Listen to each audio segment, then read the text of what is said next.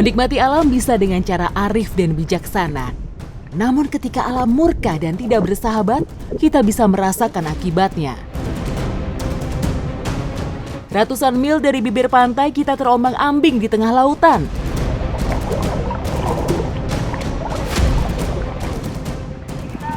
Terdampar di tengah laut, kita juga nggak tahu sekarang kita ada di mana.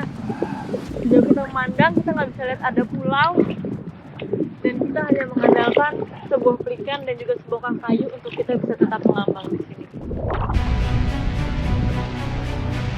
Berada di tengah lautan dengan hanya memanfaatkan barang yang tersisa membuat kita cepat panik.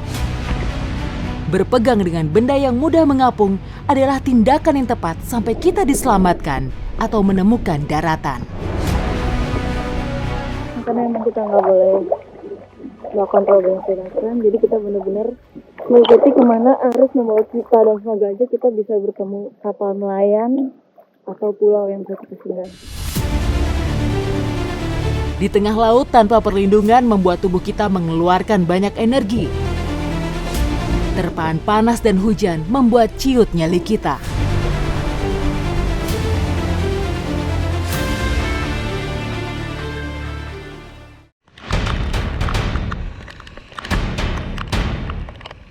Hari kedua terombang-ambing di laut lepas, badai pun membawa kita melihat sebuah daratan. Nah, kita tunggu pas ada ombak, kita coba ayuh kaki untuk menuju ke daerah sana.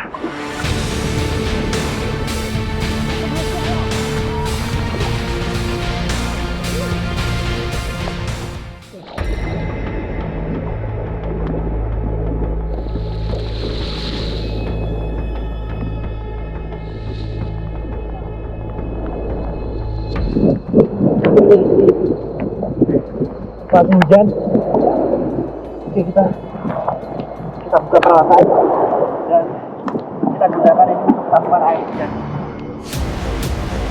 Beruntung kita membawa peralatan yang bisa kita manfaatkan untuk bisa survive di pulau yang belum kita ketahui ini. Nah, ini ada beberapa peralatan yang bisa kita manfaatkan. Yang pertama, ini harus kita amankan, ada HP jangan sampai nanti basah.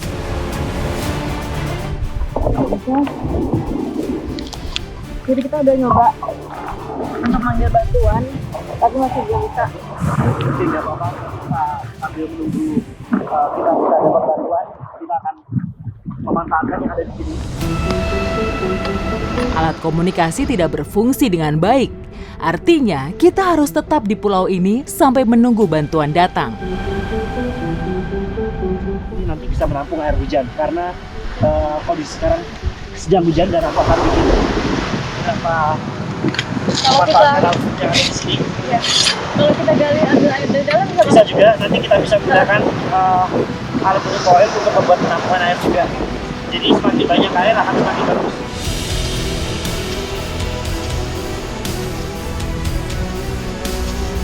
Kita minum ini, Ya. kamu minum itu ya. Ya. Jadi kalau Mas Tio mau minum langsung, dan aku akan menggunakan alat. Jadi ini untuk memfilter dan menstabilkan air.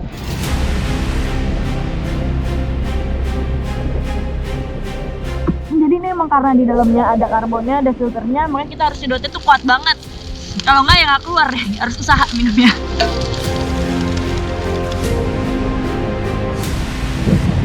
Yuk.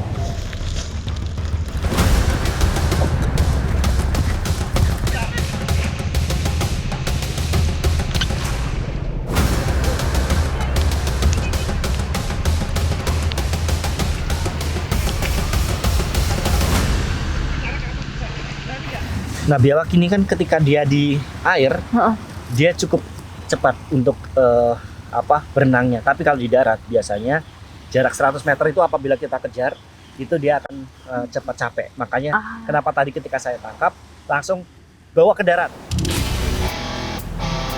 Biawak merupakan salah satu kadal terbesar di dunia. Sebanyak 53 spesies biawak teridentifikasi di seluruh dunia. Dan 40% dari spesies biawak ini terdapat di Indonesia. Nah, ini bagian kukunya. Ini juga fungsinya juga untuk memanjat juga. Bukan cuma buat nyerang aja ya berarti? Jadi untuk memanjat pohon biasanya kalau ukurannya masih segini, atau lebih kecil lagi, dia biasanya tidurnya pun juga di pohon. Ketika dia merasa terancam, dia akan loncat ke air. Tapi kalau dibuka seperti ini, dia kelihatan giginya dia menjorok ke belakang seperti ular piton juga. Lumayan nih, di pulau terpencil kita dapat sumber protein. Kemarin Iya. Mas, ini kita simpen aja buat nanti. Simpan nanti kalau nggak ada makanan yang lain, kita bisa makan yang ini. Oke. Kita tidak hanya bisa pasrah menunggu datangnya bantuan. Harus ada usaha untuk bisa bertahan hidup. Nyari makanan karena yang langsung bisa dimakan akan lebih bagus.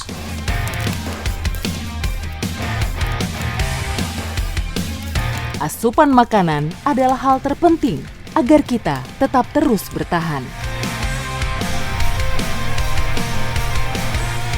Sepertinya itu sarang rayap. Rayap. Iya.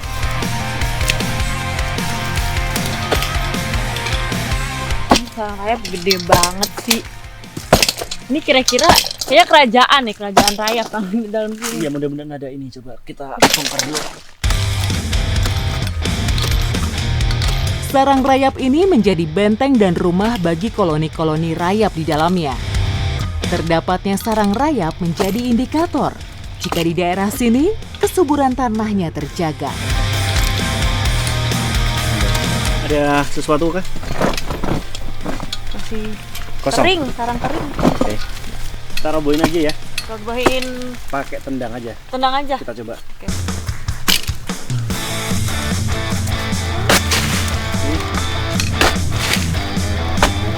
Terus dikit lagi. Oke, Mas.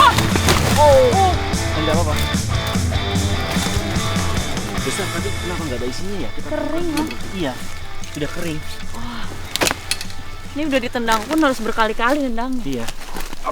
Aduh, Dan ini besar ukurannya. besar tapi Nah ini banyak semut. belum ketemu. Iya, harusnya ada sesuatu yang bisa kita makan.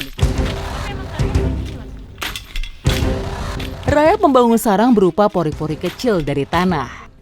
Di dalam sarang rayap mencampur partikel batu, pasir, dan tanah liat dengan material organik seperti sampah daun dan sisa dari organisme lain. Kita cari yang kayak gimana sih, Mas? Yang Rayapnya? kayak ini loh, dia putih kayak seperti ulet sagu kayak gitu. Oh, segede ulat sagu. Kecil, dia. Meskipun belum beruntung menemukan ratu rayap, namun di dalam sarang ini terdapat laron yang bisa kita konsumsi. Laron merupakan sumber protein hewani, dan ini bisa untuk membantu asupan energi kita. Ya meskipun kita tidak dapat yang bagian besarnya, ini yang kecil-kecil juga bisa dimakan. Tapi sebenarnya emang ini yang kita cari. Bukan, yang lebih besar lagi. Hah? Tapi bagaimanapun ini salah satu sumber protein juga yang bisa kita konsumsi. Langsung bisa kita konsumsi tanpa dimasak terlebih dahulu. Langsung dimakan. Langsung dimakan. Kecil banget.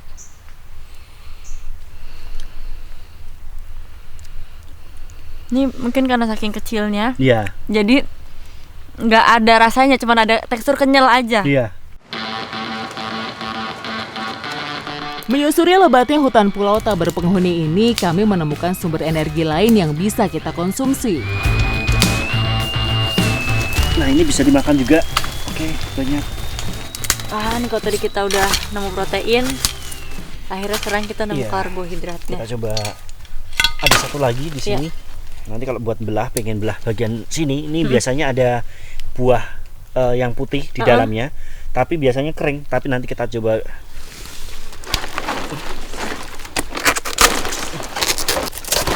Nah, yang bisa dikonsumsi ini bagian Dalamnya. putihnya ini. Yang ini.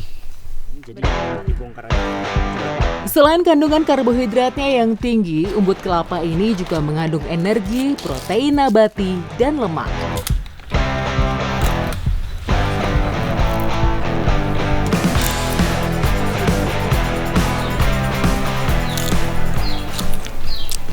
Banyak. Airnya Banyak, bisa terus juga. banyak airnya juga. banyak airnya.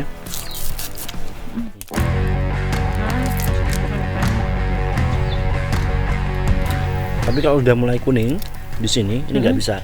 Udah Dia keras.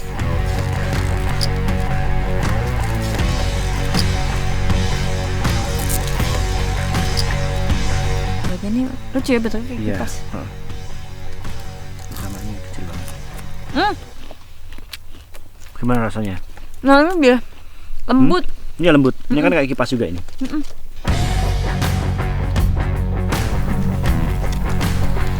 Oh udah alat yang ini.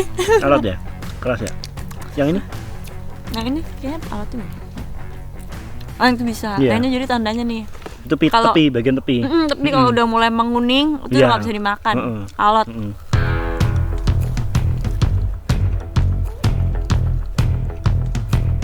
Embrio kelapa atau biasa disebut dengan kentos atau gandos ini juga bisa dimanfaatkan. Jika belum keluar tunasnya, gandos ini memiliki kandungan air yang sangat tinggi. Nggak bisa. Karena sudah keluar tunasnya, kandungan airnya juga udah berkurang gitu. Kemudian ini enak, Iya, seperti kelapa gitu. Dan ini emang teksturnya tuh empuk ya mas, kayak Iya, kapas. kayak kapas. Ini bisa dimakan? Kalau ini udah enggak, ini ampas. Gabes doang ya? Iya, sudah tinggal ampasnya aja. Iya kan? Ampas.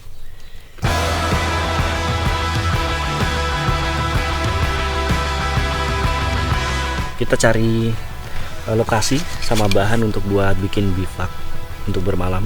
Oke.